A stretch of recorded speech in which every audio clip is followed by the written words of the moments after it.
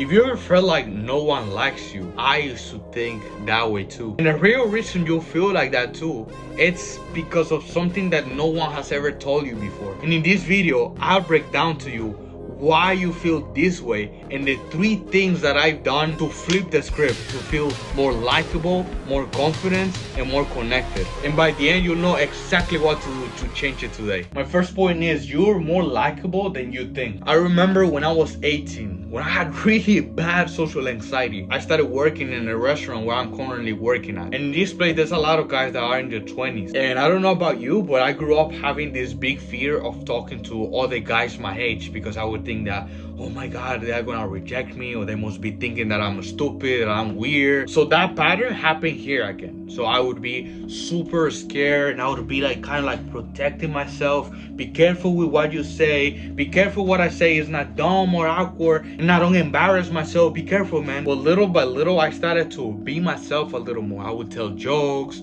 I would always smile. I would always ask them questions and make conversations with them. And for me, it was super weird and random when they would say this. They'd be like, oh wow, you're actually funny, or you always give the good vibes, you're actually so good at talking to people, you're an extrovert, you make everyone laugh. Was a while ago, a girl said, hey, why don't you have a boyfriend? Like you have such a great personality, and I'm gonna help you myself to find you a girlfriend because you're such an amazing person. And like I said, for me it was weird, kind of like, why are they saying that? Because I was not used to, because I grew up believing the opposite. I grew up believing and feeling like I'm not likable, I'm just being annoying, I'm just being stupid to other people. And right now, you might not believe me, but right now there's someone out there, maybe a coworker, maybe someone from school, maybe a friend of yours, that actually believes and thinks that you are actually funny, that they want to spend time with you, that you actually make their day. You're more likable than you think. But now you might disagree, and now you might be like, I don't really believe you, man. And I know why. It is because you, unfortunately and sadly, you're hypnotized. Because you only remember and you perceive yourself as someone that always is awkward, that always run out of things to say, that is a loser, that no one wants to spend time with you. Those are the beliefs and the way that you see yourself. In other words, I used to be like that too.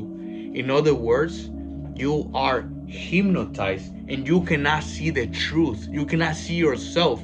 The only version of you, or the only image that you have about yourself, is not you. It's the socially anxious person. That's the only version that you know about yourself, which gets me to the second point. Everyone seems to overlooks at you. Another story, I'm in New York and I went to Florida to meet one of my best friends in person. And when I met him, I met his girlfriend, I met his friends, his parents too. And one day when I was talking to him on the phone, I told him, hey man, I just feel a little bit like I have low self-esteem and a lot of people overlooks at me and I feel like I don't really belong. And then he looks at me, he was like, dude, what are you talking about? Like, everyone here seem to love you, seem to like you. And I can guarantee you that right now there's someone at your job that thinks the same way. So they kind of like opened my eyes and I was like, okay, let me test it out. So when I went to work the next day, I wanted to see that. I wanted to see what people thought about me, right? That's kind of cool. And now you're gonna be like, oh, I don't want to hear what people think about me, because you most likely think that they think what you're thinking about you right now. Does that make sense? They are probably thinking that you're awkward, socially anxious, and they don't want to spend time with you. You're the weird guy. Anyway, I wanted to test it. So when I went to work, I asked this guy that no longer does work there. He was a great friend of mine. I asked him, hey man, do you think that I am an extrovert? He, without a doubt, he said, dude, of course you're a fucking extrovert, bro. I see the way that you're talking to people. I feel like you would be a great salesman because you have a lot of charisma. That's what he said. And those were the first time that I kind of like started to open my eyes. And when I did research and when I read 10 books about social anxiety, that's when everything clicked and I was like, oh shit, this is so true, right? So this is the thing. If you have social anxiety and you are shy, right now you have a voice in your head that is called inner critic. So for example, for me, when I would be talking to guys in the middle of the conversation, my mind would tell me, right now they're most thinking X about you.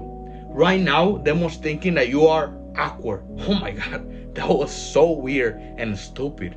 They probably don't want to be your friends anymore. Or the inner critic would attack to me after the event. Last year when I was trying to overcome social anxiety, I would talk to a lot of girls, right?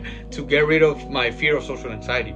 So after every interaction with the girl, the inner critic would attack me.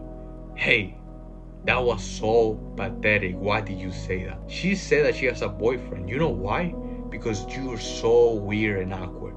It's the fucking inner critic that was talking to me in the middle of a conversation and after in conversation. And this is the thing, since I would actually believe that people were perceiving that about me, that was a gut feeling that I had. Oh, they didn't like me, or they don't like me. That was not a gut feeling. It was just the inner critic talking to me. And the thing is, since I didn't know, since I didn't have self-awareness, I would believe whatever the inner critic said about me, right? And this is the tricky part. This voice is so cruel, so rude, and it wants everything perfect. And this is the thing that I learned after years of social anxiety, and I finally started to go out there. People have more patience and more compassion than you think. For example, I remember that one time I had sex with a girl that I met at the club, right? She was white and I am Hispanic, right? So of course I have an accent and I would say the wrong things, right? But she wouldn't look at me and she would be like, oh my God, I don't want to talk to you anymore, right? She would make fun of my accent. She would make fun of the mistakes that I would make. She just found that funny or cute, we can say, right? She was not like, oh my God, I don't want to talk to you. Because people have more compassion than you think. So when you go outside, when you say something wrong, when there's an awkward silence, instead of attacking yourself, be like, hey man, just move on, right? People have more compassion than you think. And that's something that I've observed between friends. They're not talking 24/7 and going back and forth, right? I've noticed that sometimes they are on the phone, sometimes they are just listening to music when they are on the car, right? And it doesn't mean that one is awkward or the other one has social anxiety or they have to perform to not be disliked. No, it's just that we're just human beings and we're gonna make mistakes in the middle of conversations. Which takes me to the third point, how to be more lovable today. So the first one, like I said, is just be aware that the inner critic is there. Just listen to them, right? That's when I first started doing, when I was addressing social anxiety. I'd be like, this is just the inner critic talking. This is just the trauma that I haven't fully healed from. It's just talking to me, right? That's what the voice of trauma feels and sounds like. So that's what I did, kind of like separate myself from the inner critic and knowing that whatever it says, it's most likely that it is not based on facts or truth. And another thing that I did, and you can probably think, make a list, right? That's what I did. I did a list of the evidence of why I am good enough, why people actually want to be my friend, why actually people want to spend time with me.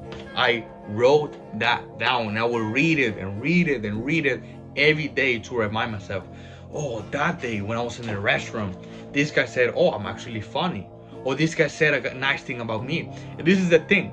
If you don't have it, I'm pretty sure that you have more than one, more than five. Those moments where you be like, wow, man, like, I never thought that I was capable of making people smile, but I actually did. If you don't have any evidence, you don't have any, like I said, you're hypnotized, so you're most likely don't have anything, but you probably do. This is what I also did. I challenged myself little by little, going outside and see the way that they react to me. So I first started by doing it, giving compliments. I'd say to guys, especially guys at the gym, wow, you're huge, bro. Wow, you're getting muscle, man. Hey, do you have any advice? And little by little, and it's so amazing, man. It's so amazing, especially when I go at 7 p.m. because that's when I would talk to people the most. Every time that I go to the gym at 7 p.m., dude, there's at least 5 people that say hi to me and that we have a small talk, and it just feels amazing. It just feels like I became a charismatic guy after years of pain and social anxiety. So I want you to do the same thing. Just give compliments to people, gather evidence. Oh, I can make people smile, I can make people laugh, because the other day I made this girl laugh. And like I said, I do that till this day. I still till this day remember and bring back all of those memories when I made someone laugh, when I had a conversation with someone. And that's gonna help you to challenge those beliefs. But no, it's not because you're boring or you're unlikable. It is because you are hypnotized and you cannot see it otherwise. You are boring according to your inner critic. You don't have anything interesting to say according to your inner critic. But if you just ignore the inner critic and just stay present, listen to the other person, and base your conclusions based on truth, not on emotions, not on what you're feeling, not on what you're thinking, you're gonna be more likable. You're gonna be more lovable. And people will love your personality, not because you change, but it's because you don't listen to the liar, which is your inner critic. Does that make sense? Hopefully that makes sense. That's what I've done, and it has helped me a lot, and it has helped a lot of people based on books and based on the people that I'm helping. So if you need personal help to overcome social anxiety, change your personality, send me a DM right now. I can help you with that. Thank you.